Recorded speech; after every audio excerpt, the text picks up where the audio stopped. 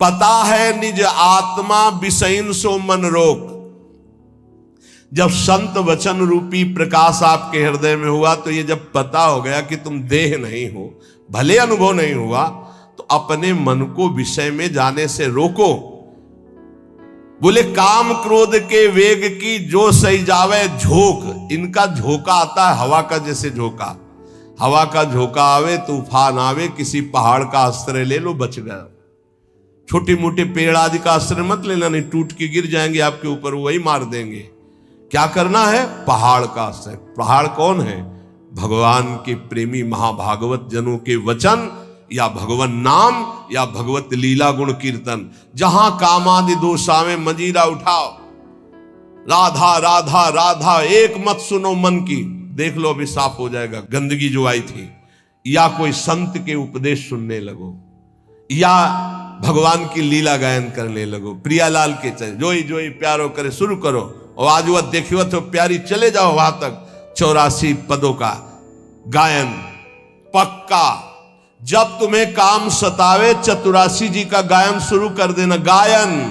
और अगर ना चला जाए तो हमसे बताना, ये निज अनुभव की बातें हैं। 84 जी का फल ही है भवजल निधि को नाव, काम पावक को पानी। तो जो सही जावे झोंक, ये आंधी आती, जाएंगे टिकेंगे नहीं। आगमा पाइनो अनित्यास्तास्तितिक्षस्व भारत। जो सही जावे झोंक यार विक्षेप हटावे। निद्रा और आहार जुक्ति सो धीरे से घटावे। समझिए, काम क्रोध की झोंक आई तो कह रहे यार इस सह जाओ, भारी विक्षेप है, थोड़ी देर के लिए है, विचलित मत होना। विचलित वही होगा जो काम की खुराक रखे हुए है। खुराक क्या है?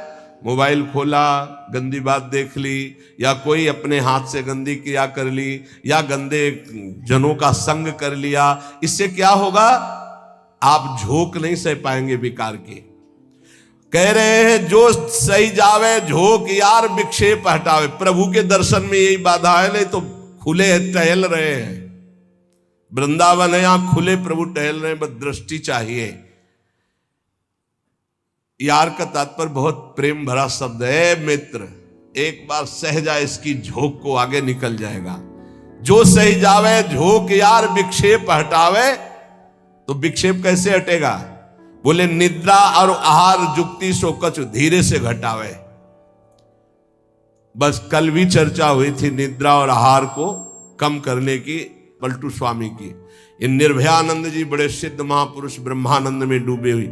इन दो पर असर साधक अपना दिखा दे, ये दो सबके ऊपर असर दिखाए, पूरा जीवन व्यतीत हो जाता है। खाना और सोना, अच्छा भोजन और खूब चक सोने को मिले। कह रहे कि अगर परमार्थ का लाभ लेना है तो साधक दो पर अधिकार करे, नींद और भोजन। फिर बार बार कहते हैं अभ्यास अभ्यास। नींद और भोजन, ये दो, निद्रा और आहार। फिर तीसरे पर विजय जो मैथुन, फिर चौथा जो भय। ये चार ऐसे दोष है पूरी सृष्टि को अपने अधीन किए हैं। निद्रा, भय, आहार, मैथुन, ये सब के सम जग उपजाए, सब इसी में फंसे हुए। ऐसा साधक इन चारों पर विजय प्राप्त करनी। निद्रा तब जब आहार पर आप संयम करेंगे। बहुत बार आहार पे चर्चा होती, भाई आहार को संभाल लो, इसको बढ़ाते चले जाओ, एक एक कवल बढ़ता चला जाएगा। इसको घटाते चले जाओ, घटता चला। 400 ग्राम में पूरे 24 घंटे शरीर का सम्यक मेहनत करते हुए पोषण हो जाएगा 400 ग्राम में। यहां यही है कि अगर आप भगवत मार्ग में चलना चाहते हो तो आहार पर संयम करो, तो नींद पर संयम हो जाएगा। आहार पर संयम करो, पर इतना भी संयम न करो कि सीढ़ी चढ़ने उतरने लायक न रहो। उचित आहार लो जितना आपको नींद ना सतावे। ये बहुत बड़ी सिद्धि है। अगर आप निद्रा और भोजन पर शासन नहीं किए तो काम और क्रोध पर शासन नहीं कर पाओगे, पक्का। ये चार चीजें साधु के जीवन में बिल्कुल शासन में होती। निद्रा, भय, आहार मैथुन। भय नहीं होता साधु को। साधु का मतलब होता है भगवत मार्ग के पथिक, चाहे गृहस्थ हो चाहे विरक्त हो। और नींद पर बहुत शासन होता है और आहार पर बिल्कुल विजयी होता है वो। और वो मिथुन धर्म का त्यागी होता है, चाहे गृहस्थ हो चाहे विरक्त हो। अरे ऐसे ऐसे गृहस्थ हैं अपने ही पास हैं कि हम उनकी चरण वंदना करते हैं। वृंदावन में शपथ पूर्वक पति पत्नी कसम खाकर ब्रह्मचर्य से रह रहे हैं। सच्ची कहते हैं, हृदय से साधु बनने पर भी पूरे जीवन डर रहा है इसी बात का। और वो पति पत्नी एक जगह रह करके संयम से हैं, हम उनकी चरण वंदना करते हैं, चरण वंदना करते हैं। कोई भी जगत का महात्मा इस बात से डरता है कि संयोग ना हो। वो संयोग में पड़े हैं, एक ही घर में रहते हैं, ज्यादा जगह नहीं तो हो सकता है कोई एक ही आसन में रहते हो, लेकिन बलिहारी कसम पूर्वक ब्रह्मचर्य। और यही नहीं, बाहर भी रहते हुए ऐसे शिष्य है, तब ये लगता है कि भगवान की कृपा अमोघ है, क्या नहीं कर सकती। और आप लोग तो बैरागी हैं। निद्रा और आहार जुक्ति सो धीरे सो कछु घटावे। धीरे धीरे घटाना चाहिए। नींद और आहार, देखो संतों ने कहा है, निद्रा और आहार जुक्ति सो कछु घटावे। कहे निर्भयानंद झूठे जाने सब नाता, विषयन सो मन रोक आत्मा निज का पाता। जब समस्त विषयों पर विजय प्राप्त कर लेता है तो आत्मानंद का उसे अनुभव स्वयं होने लगता है। अष्ट सिद्धि नौ निधि हमारी मुट्ठी में हरदम रहती। ये नाम जापक, ये सांसारिक लाभ की तो बात जाने दो। अष्ट सिद्धि नौ निधि हमारी मुट्ठी में हरदम रहती, नहीं जवाहर सोना चांदी त्रिभुवन की संपत्ति चाहती। भावे ना दुनिया की बातें दिलवर की चर्चा सहती, ललित किशोरी पार लगावे माया की ये सरिता बहती। राधा राधा राधा, सब सिद्धियां सब लाभ आपको प्राप्त है। जो नाम जापक अपने कर्तव्य को भगवान में समर्पित करता है, वो कैसा सिद्ध महापुरुष हो जाता है। जगत गुरु भगवान श्री कृष्णचंद्र जी गीता जी में महापुरुष की स्थिति का वर्णन करते हैं। त्यक्त्वा कर्म फला संगम, बहुत दिनों के बाद है। त्यक्त्वा कर्म फला संगम नित्य तृप्तो निराश्रयः, कर्मण्यभिप्रवृत्तोपि नैव किंचित करोति सः। इसीलिए बीच बीच में रुक जाता है कि बहुत स्थिति का ऊंचा वर्णन यहां है और उसके लिए कुछ साधना चाहिए। जब तक अच्छी साधना नहीं होगी तो सिद्धावस्था को समझ पाना बड़ा कठिन होता है। और ये भगवान की वाणी ऐसे अर्थ पढ़ लेना तो अलग बात है, उसको समझना। त्यक्त्वा कर्म फला संगम नित्य तृप्तो निराश्रया। देखो पहले एक एक शब्द में डूबा जाता है। शास्त्रों का मनन कैसे होता है? निराश्रया, किसी का भी आश्रय न हो। सिद्ध पुरुष कैसा होता है? निराश्रित होता है, एकमात्र अपने स्वरूप में स्थित या भगवान में स्थित, सब अन्य आश्रय रहते। और यहां एकमात्र भगवान ही का आश्रय नहीं और सब आश्रय है। देख लो अंदर से।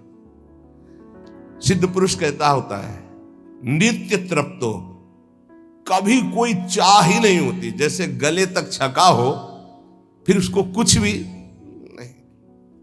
नित्य तृप्तो। त्यक्त्वा कर्म फला संगम, किसी भी कर्म की कोई भी फल की आशा नहीं रहती। कर्मण्य भी प्रवृत्तोपि नैव किंचित करोति सः, अच्छी तरह कर्म करता हुआ भी वो किसी कर्म का कुछ फल नहीं चाहता। स्वाभाविक केवल भगवत प्रेरणा से कर्म हो रहे हैं, उनके कोई फल की इच्छा नहीं, क्योंकि जो सब कर्मों का परम फल है वो भगवान का साक्षात्कार उनको प्राप्त हो गया है। ये सिद्ध पुरुष के लिए श्लोक गाया गया है। जो कर्म और कर्म फल की आसक्ति का त्याग करके सब आश्रयों से रहित सदा तृप्त रहता है, फिर भी वो अच्छी तरह शास्त्र आज्ञा के अनुसार कर्म करता है, पर किसी भी कर्म फल की कोई आकांक्षा नहीं है, वो सिद्ध हुआ पुरुष कहा जाता है, श्री भगवान कह रहे हैं। लेकिन यहां उल्टा है। अगर हम कोई भी कर्म करेंगे तो पहले हमारा जो सोच होगी वो उसके फल पे होगी।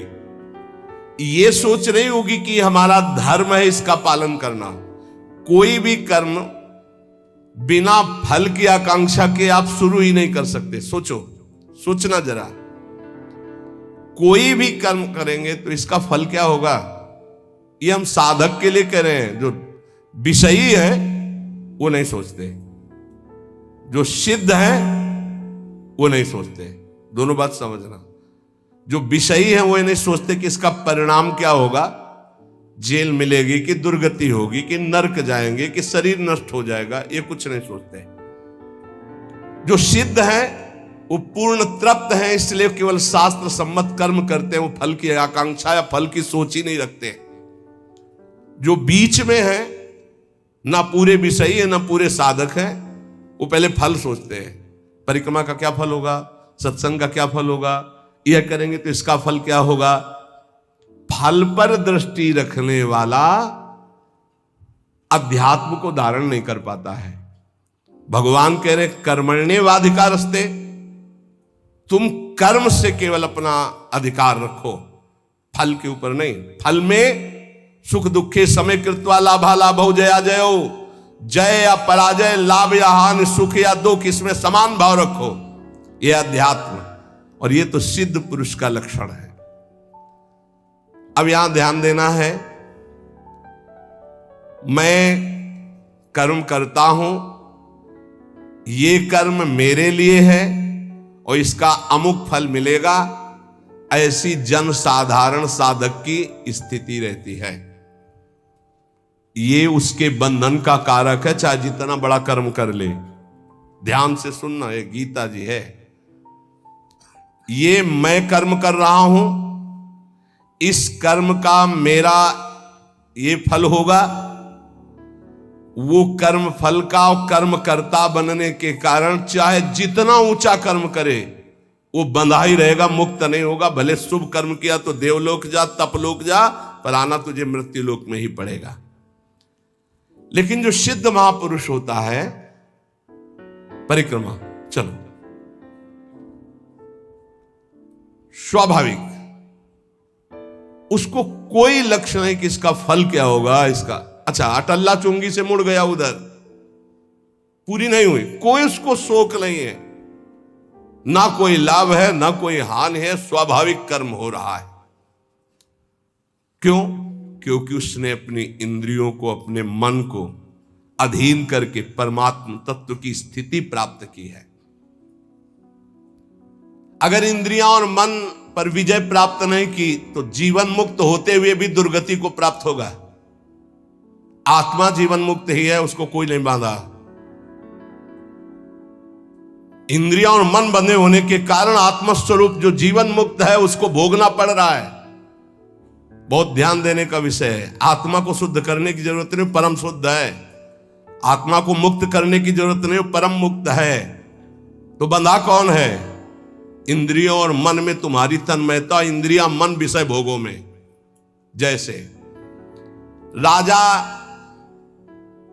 तभी विजयी माना जाएगा जब सेना विजयी होगी, और सेना हार गई तो राजा हार गया, सेना जीत गई तो राजा जीत गया। ऐसे ही इंद्रियां मन हार गए विषयों में तो तुम हार गए, तुम्हारी दुर्गति होगी। और इंद्रिय विजेता मन विजेता हो गए तो तुम जीवन मुक्त हो गए, क्योंकि जीवन मुक्त थे, जीवन मुक्त हो, जीवन मुक्त रहोगे। पूरी साधना इंद्रिय और मन की आ गई है। इंद्रिय और मन को भोगों से हटाकर प्रभु में स्थित करना तो विजयी। अगर इंद्रिय मन भोगों में लग गए तो आवागमन से मुक्त नहीं होगे। लेकिन सिद्ध पुरुष की इंद्रियां और मन ये अपने आप शांत होते हैं, क्योंकि वो त्यक्त्वा कर्म फला संगम, ना कर्म में आसक्त है और ना फल में आसक्त है।